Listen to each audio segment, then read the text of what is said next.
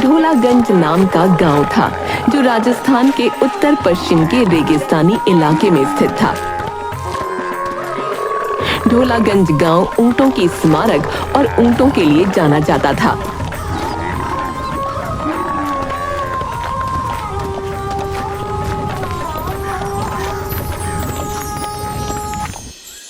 एक दिन पत्रकार शिकर ढोलागंज आता है ताकि वो ढोलागंज की कहानी अपने अखबार में छाप सके। वो जैसे ही गांव में प्रवेश करता है उसे वहां कई सारे ऊंट दिखते हैं। गांव के थोड़ा अंदर जाते ही उसे एक अभी नाम का व्यक्ति ऊंट के साथ दिखाई देता है। शिखर उसके पास जाकर उससे कहता है, जी सुनिए, मेरा नाम शिखर है। मैं एक पत्रकार हूँ और मैं इस गांव के बारे में लिखना चाहता हूँ। क्या आप मुझे बता सकते हैं कि इस गांव में ऊंटों को इतनी इज्जत और अच्छे से क्यों रखा जाता है? जी, मेरा नाम अभी है। आपका इस गांव में बहुत बहुत स्वागत है। इस गांव की कहानी बहुत लंबी है। इस गांव में ऊंटों को बहुत माना जाता है क्योंकि एक समय था जब एक ऊंट ने अपने दोस्त के लिए और इस पूरे गांव के लिए बहुत कुछ किया था। जी, मुझे पूरी कहानी सुननी है। क्या आप मुझे बता सकते हैं? मैं इस कहानी को अपने अखबार में छापना चाहता हूँ। ऐसा है तो चलिए मेरे साथ, मेरे घर चलिए। अभी अपने ऊंट के साथ साथ शिखर को भी अपने घर ले जाता है। अभी और शिखर घर में एक साथ बैठते हैं और अभी शिखर को ढोलागंज की कहानी सुनाने लगता है। बात है 1935 की।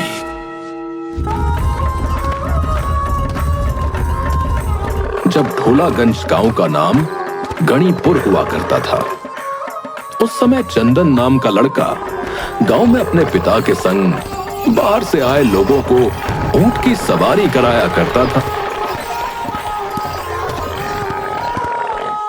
चंदन और उसके पिता के पास 2 ऊंट थे, एक मां और एक उसका बेटा जिसका नाम ढोला था। ढोला और चंदन काफी अच्छे दोस्त थे। हर सुबह चंदन के पिता ऊंट का दूध निकाला करते थे, मगर ऊंटनी हमेशा 2 लोगों का दूध अपने अंदर बचाए रखती थी। तो एक दिन जब चंदन के पिता ऊंटनी का दूध निकाल रहे थे, वाह, मैं हर रोज तुम्हारा दूध निकालता हूँ और हर दिन देखता हूँ कि तुम 2 लोगों का दूध अपने अंदर बचाए रखती हो, एक अपने बेटे ढोला के लिए और दूसरा मेरे बेटे चंदन के लिए। ढोला और चंदन हमेशा साथ में घूमा करते थे। एक दिन चंदन और ढोला गांव के बाजार में घूम रहे थे। तभी चंदन को एक दुकान में बड़ी अच्छी गले की चेन दिखाई दी जिस पर एक अनोखी हीरे जैसी वस्तु लगी हुई थी। अरे वाह, ये तो बड़ी ही खूबसूरत चेन है। ढोला, ये तुम पर बहुत अच्छी लगेगी। मैं अभी तुम्हारे लिए ये खरीदता हूँ। चंदन की एक दोस्त और थी जिसका नाम पूनम था। जब चंदन वो चेन ढोला के लिए खरीद रहा था, उसी वक्त पूनम वहां आ जाती है और चंदन से कहती है, अरे चंदन, ये इतनी महंगी और खूबसूरत चेन तुम किसके लिए खरीद रहे हो? ये चेन तो मैं अपने दोस्त ढोला के लिए खरीद रहा हूँ। मगर ये तो ऊंट है। चंदन, तुम इस पर इतने पैसे क्यों खर्च कर रहे हो? अरे ऊंट है तो क्या हुआ, है तो मेरा दोस्त ही ना। हम दोनों ढोला की माँ का दूध हर दिन पीते हैं। पूनम, तुम मेरे दोस्त ढोला के बारे में कुछ मत बोला करो, ये मेरा सबसे अच्छा दोस्त है। ये कहकर चंदन और ढोला वापस अपने घर की ओर निकलने लगे। जाते वक्त चंदन रास्ते में रुक गया और ढोला को उसने वो गले की चेन पहना दी। जैसे ही उस चेन को चंदन ने उसके गले में पहनाया, ढोला ने इंसान की तरह बात करना शुरू कर दिया। ये तो बहुत खूबसूरत चेन है। ढोला, तुम बात कर रहे हो? चंदन, तुम्हें मेरी भाषा समझ आ रही है? मैं तो इंसान की तरह बात कर रहा हूं। ये सब इस चेन की वजह से हुआ है ढोला। ये तो जादुई चेन है चंदन। इस चेन की वजह से मैं तुमसे बात कर पा रहा हूं। ये बात चंदन ने अपने पिता को बताई, जिस पर उसके पिता ने चंदन और ढोला से कहा,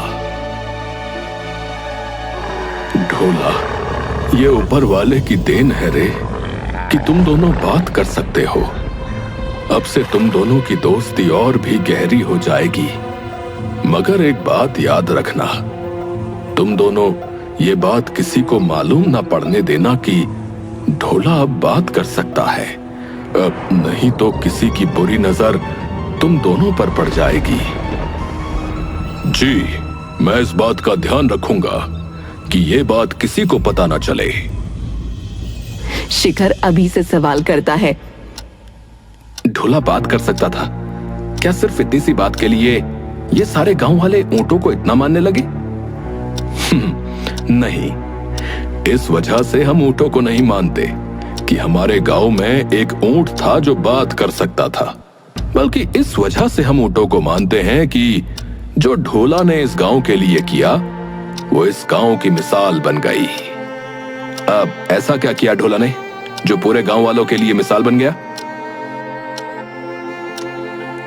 ढोला बोलने लगा था, जिस वजह से चंदन और उसकी दोस्ती गहरी हो चुकी थी।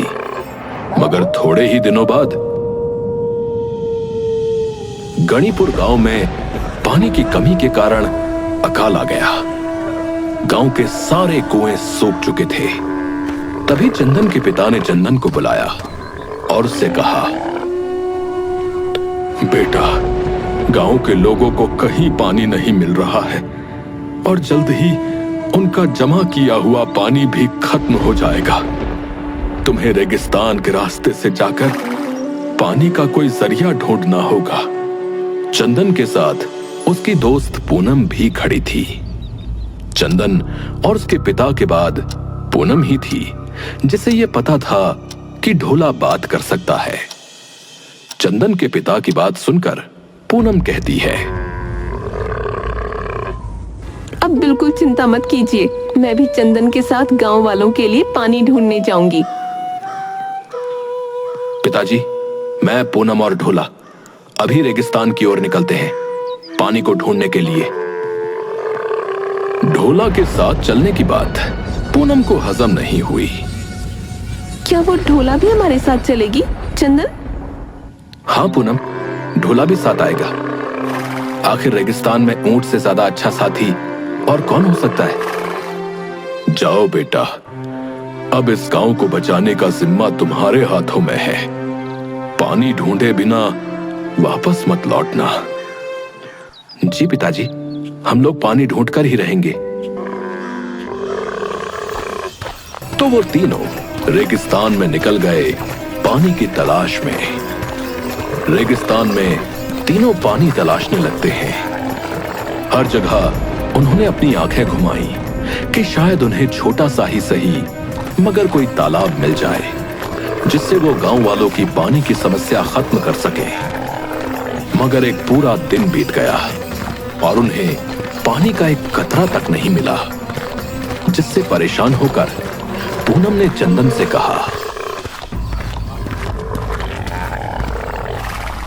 चंदन, मुझे नहीं लगता कि रेगिस्तान में हमें कोई पानी मिलेगा। जब हमारे कुएं का पानी ही खत्म हो चुका है तो रेगिस्तान में हमें पानी कहां से मिलेगा? मुझे लगता है हमें और आगे जाना चाहिए। क्या पता हमें आगे कोई गांव मिल जाए जहां के कुएं में पानी हो, तो हम पानी को भरकर मेरे पीठ पर रखकर गांव ले आएंगे।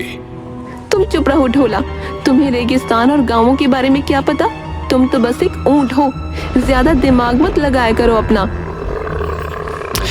पूनम, मैंने कितनी बार कहा है कि ढोला से इस तरह बात मत किया करो। वो मेरा दोस्त है और क्या पता शायद हमें आगे जाकर कोई गांव मिल ही जाए। क्या चंदन, तुम अब इस ऊंट की बात पर विश्वास कर रहे हो? ये बोल सकता है, इसका मतलब ये नहीं कि इंसान की तरह है। पूनम, मैंने कहा ना, इसके बारे में ऐसे बात मत करो। मुझे लगता है चंदन कि हमें वापस लौट जाना चाहिए और गांव जाना चाहिए। हमें पूरे 1 दिन से पानी नहीं मिला है। गांव में अभी भी थोड़ा बहुत पानी जमा होगा। अगर हम अभी मुड़े तो सही समय पर गांव लौटकर पानी पी सकेंगे।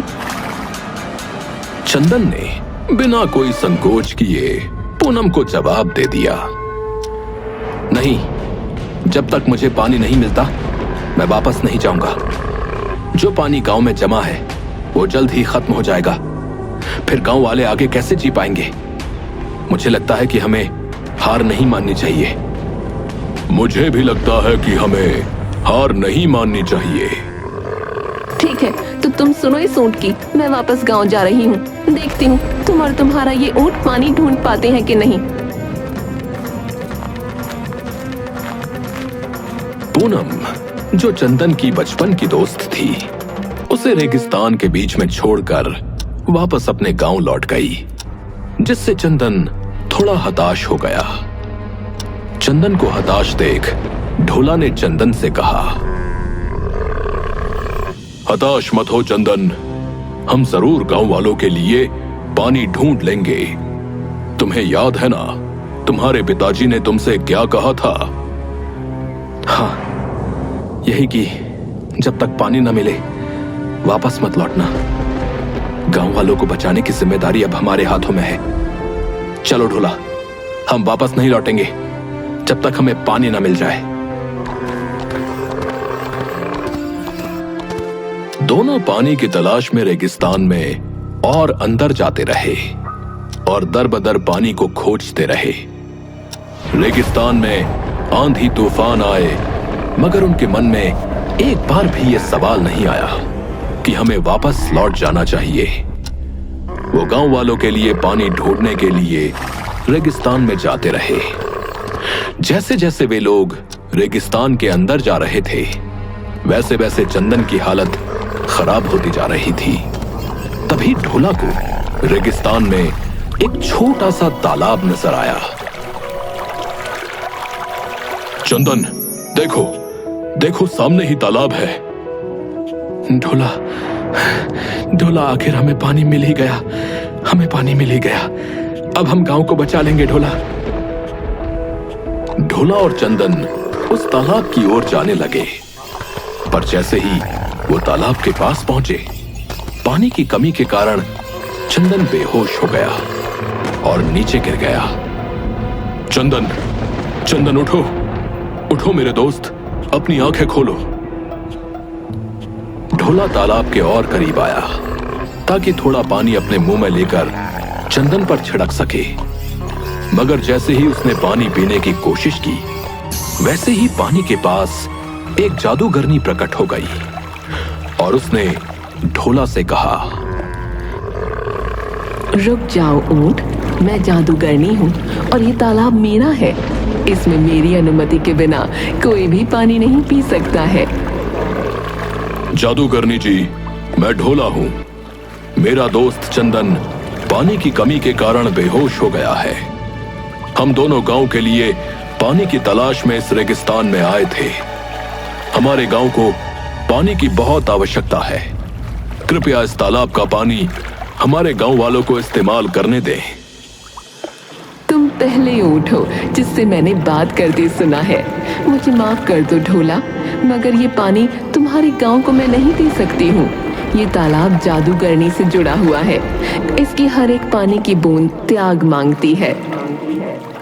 मेरे दोस्त को अगर पानी नहीं मिला तो उसकी जान भी जा सकती है और मेरा प्यारा गांव सूख रहा है। मैं अपने दोस्त के लिए कुछ भी त्यागने को तैयार हूं। जादूगरनी जी, बताइए मुझे क्या त्यागना होगा? मैं तुम्हारे दोस्त को ठीक कर दूंगी और तुम्हारे पूरे गांव के कुएं पानी से भर दूंगी, इतना कि उन्हें कभी पानी की कमी ना होगी। मगर ये सब मैं तब करूंगी जब तुम ये गांव छोड़कर मेरे साथ जादू नगरी में चलोगे। तुम्हें खुद को इस दुनिया से त्यागना होगा और मेरे साथ चलना होगा ढोला। तो ढोला ने बिना किसी संकोच के जादूगरनी से कहा, हाँ, मैं तैयार हूं आपके साथ चलने के लिए। बस एक आखिरी बार मुझे अपने दोस्त से बात करने दे। तो जादूगरनी ने चंदन को ठीक कर दिया। चंदन ने अपनी आंखें खोली और ढोला को अपने पास पाया। ढोला की आंखों में आंसू थे और वो आखिरी बार चंदन से बात कर रहा था। अब सब कुछ ठीक हो गया है दोस्त, वापस गांव लौट जाओ और खूब तरक्की करो। अब गांव में कभी पानी की कमी नहीं होगी। ढोला, ढोला नहीं, कहां जा रहे हो? कहां जा रहे हो? मत जाओ, मत जाओ मुझे छोड़कर। तुम मेरे सबसे अच्छे दोस्त थे। मैं आगे तुमसे कभी नहीं मिलूंगा, मगर अगर फिर मौका मिला तो जरूर तुम्हारे साथ और समय बिताऊंगा। ढोला, ढोला नहीं, ढोला, ढोला नहीं। और इस तरह जादूगरनी ढोला को अपने साथ ले गई। चंदन फूट फूट कर रोता रहा और फिर अपने गांव लौट आया बिना ढोला के।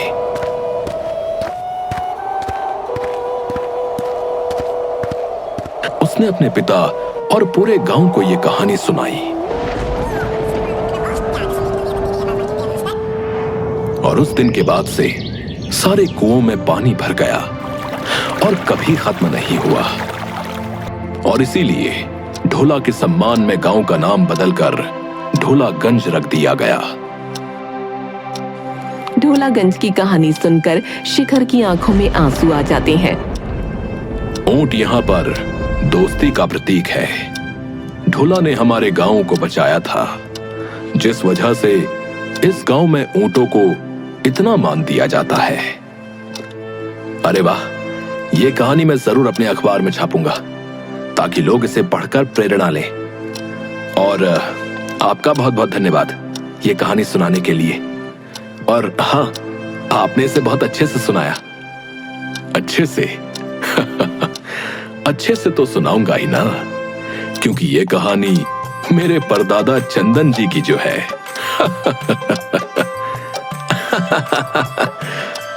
शिखर ये रोमांचक और प्रेरणादायक कहानी अपने अखबार में छापता है।